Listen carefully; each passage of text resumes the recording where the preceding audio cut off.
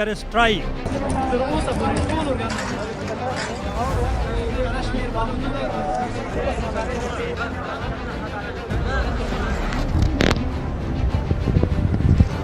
...408 आम लोगों की मौत, 250 से ज्यादा घायल।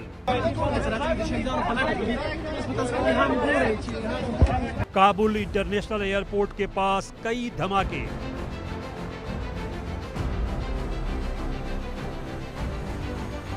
रमजान में पाकिस्तान का काबुल पर हमला। अस्पताल और नशा मुक्ति केंद्र पर हमला।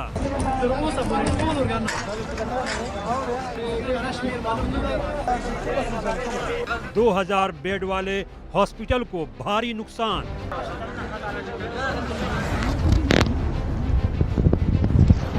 तालिबान बोला मानवता के खिलाफ अपराध। अफगान क्रिकेटर राशिद खान की यूएन से जांच की मांग।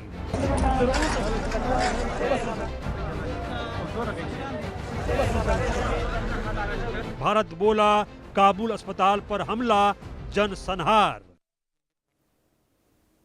और अब आपको हम तालिबान और पाकिस्तान की कहानी समझाते हैं, क्यों और कैसे दोनों देशों में तनातनी बढ़ी। पूरी कहानी समझिए।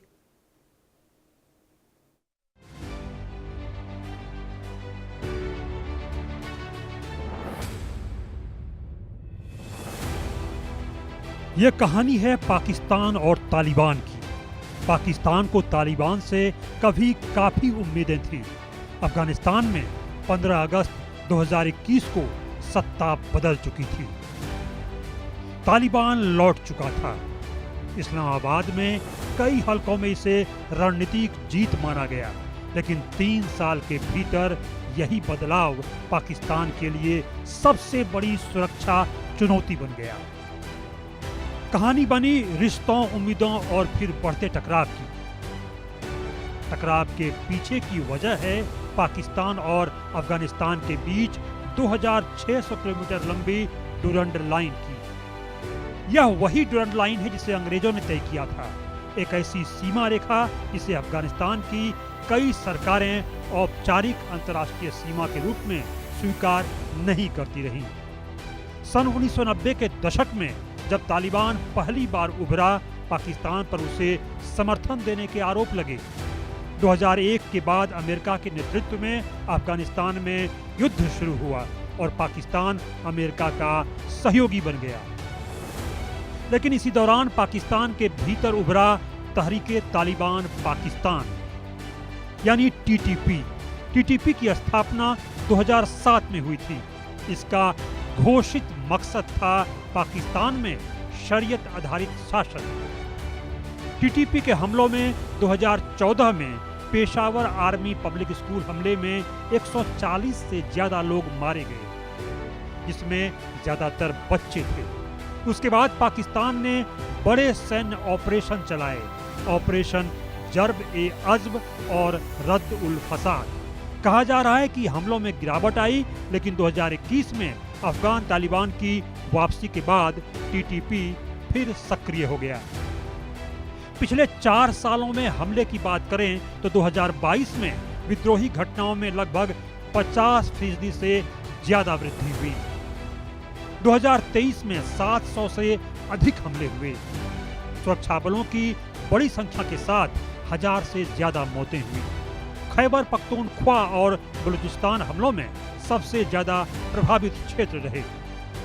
2021 में जब इमरान खान सत्ता पर काबिज हुए तो तालिबान की वापसी को सकारात्मक बताया, लेकिन 2022 में उनकी सरकार गिर गई। शहबाज शरीफ के नेतृत्व में नई सरकार का गठन हुआ। नई सरकार तालिबान पर सख्त रुख अपनाने लगी। पाकिस्तानी सेना प्रमुख आसिम मुनीर ने साफ साफ कहा कि पाकिस्तान की जमीन या सीमा पार से आतंक को बर्दाश्त नहीं किया जाएगा। इस्लामाबाद ने आरोप लगाया कि टीटीपी के लड़ाके अफगानिस्तान की जमीन पर सुरक्षित पनाह पा रहे हैं। काबुल में तालिबान सरकार के सर्वोच्च नेता हिबातुल्लाह अखुंदजादा इन आरोपों से इनकार करती रही। पाकिस्तान ने दावा किया कि डुरंड लाइन पर 90% से ज्यादा फेंसिंग पूरी हो चुकी है, लेकिन तालिबान इस सीमा को औपचारिक रूप से स्वीकार नहीं करता रहा। 2023-2024 में संघर्ष की बात करें तो तोरखम और चमन बॉर्डर पर कई बार गोलीबारी हुई। व्यापारिक मार्ग हफ्तों बंद रहे, हजारों ट्रक फंस गए, सीमा पार हवाई हमलों के आरोप लगे। हर बार दोनों देश एक दूसरे को जिम्मेदार ठहराते रहे।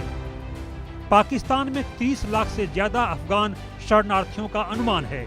2023 में पाकिस्तान ने अवैध विदेशी नागरिकों के खिलाफ अभियान शुरू किया। लाखों अफगानों की वापसी की प्रक्रिया तेज हो गई। काबुल ने इसे कठोर और अमानवीय बता दिया। इस फैसले ने दोनों देशों के रिश्तों में और कड़वाहट घोल दी। पाकिस्तान में आर्थिक संकट और सुरक्षा दबाव हमेशा से रहा है। पाकिस्तान में आर्थिक संकट की बात करें तो विदेशी मुद्रा भंडार कई बार 4 से 5 अरब डॉलर तक सिमट गए। IMF पैकेज पर निर्भरता बढ़ गई। महंगाई 25 से 30% तक पहुंच गई। आर्थिक संकट के बीच पाकिस्तान में बढ़ती आतंकी घटनाएं और सीमा तनाव अर्थव्यवस्था पर अतिरिक्त बोझ बन गए। खैबर पख्तूनख्वा में पुलिस स्टेशनों और सैन्य ठिकानों पर हमले होते रहे। ये हमले सुरक्षा बजट और संसाधनों पर दबाव बढ़ाते रहे।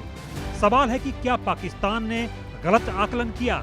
विश्लेषकों के मुताबिक पाकिस्तान को उम्मीद थी कि तालिबान TTP पर निर्णायक कार्रवाई करेगा, लेकिन वैचारिक, जातीय और ऐतिहासिक रिश्तों ने इसे जटिल बना दिया। 2022 में तालिबान और पाकिस्तान के बीच युद्ध विराम की कोशिश हुई, लेकिन कुछ ही महीनों में हिंसा दोबारा बढ़ गई। इस्लामाबाद को अब एहसास हुआ कि अफगान तालिबान की वापसी रणनीतिक गहराई नहीं है, बल्कि यह रणनीतिक जोखिम बन चुकी है। पाकिस्तान को सीमा पार हॉट परस्यूट या एयर स्ट्राइक बढ़ाने की चुनौती दिखने लगी। उसने सोचा कि क्या तालिबान TTP के खिलाफ निर्णायक कार्रवाई करेगा या फिर यह टकराव एक लंबी अनिश्चित सीमा संघर्ष में बदल जाएगा। आंकड़े पाकिस्तान से कहते रहे कि 2021 के बाद से हिंसा में लगातार उछाल है। राजनयिक बातचीत शुरू हुई, लेकिन भरोसे का संकट बना रहा। पाकिस्तान और तालिबान के साथ दिक्कत यह है कि दोनों एक दूसरे पर निर्भर भी हैं और पूरी तरह एक दूसरे से असहज भी। डुरंड लाइन की बारूदी हकीकत में सवाल सिर्फ सीमा का नहीं, पूरे क्षेत्र की स्थिरता का है। यह कहानी अभी अधूरी है, क्योंकि जब तक TTP, सीमा विवाद और भरोसे की कमी खत्म नहीं होती, इस्लामाबाद और काबुल के बीच टकराव की गूंज जारी रहेगी। हाल की घटनाओं में दोनों देशों के बीच तनाव बहुत ज्यादा बढ़ चुके हैं और सीमा पर झड़पें हो रही हैं। 22 फरवरी 2026 को पाकिस्तान ने अफगानिस्तान, नंगरहार और टिका प्रांतों में हवाई हमले कर दिए। पाकिस्तान का दावा है कि ये हमले तहरीके तालिबान पाकिस्तान के ठिकानों पर थे, जिसमें उन्होंने 70 से 80 आतंकवादियों को मार गिराया। TTP पाकिस्तान के अंदर हमले करता है और पाकिस्तान कहता है कि ये अफगानिस्तान से ऑपरेट हो रहे हैं। अफगान तालिबान ने इन हमलों को नागरिकों पर हमला बताया। उनके अनुसार स्कूल, घर और मदरसे निशाना बनाए गए, जिसमें महिलाएं और बच्चे समेत 17 से 19 नागरिक मारे गए। तालिबान ने सही समय पर उचित और सोचा समझा जवाब देने की धमकी दे दी। 24 फरवरी 2026 को नंगरहार के शकोट इलाके में पाकिस्तानी और अफगान बॉर्डर फोर्सेज के बीच गोलीबारी हुई। हाल में TTP ने पाकिस्तान में कई हमले किए हैं, जैसे इस्लामाबाद की शिया मस्जिद में बम ब्लास्ट, बाजर और बन्नू में हमले।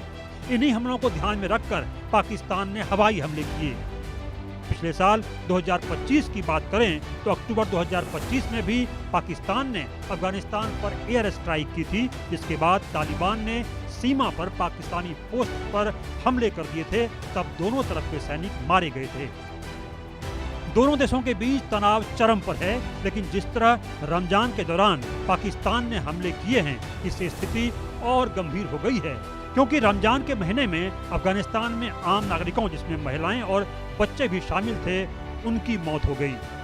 इसके बाद तालिबान ने भी पलटवार किया और 24 फरवरी को तालिबान ने पाकिस्तान पर हमला कर दिया।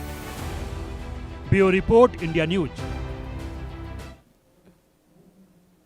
देखिए, हमले तो लगातार चल रहे हैं, लेकिन ऐसे में जानना यह भी जरूरी है कि आखिरकार पाकिस्तान और तालिबान की ताकत क्या है, दोनों सेनाओं में कितना दम है। एक तरफ जहां पाकिस्तान आधुनिक शस्त्रों से युक्त है, लेकिन तालिबान गुरिल्ला वॉर में जरूर सक्षम है, लेकिन उसके पास आधुनिक अस्त्र शस्त्र की कमी है। आपको इसी पर एक रिपोर्ट भी दिखा देते हैं। एक तरफ पाकिस्तान की आधुनिक परमाणु सशस्त्र सेना और दूसरी तरफ तालिबान की लड़ाकू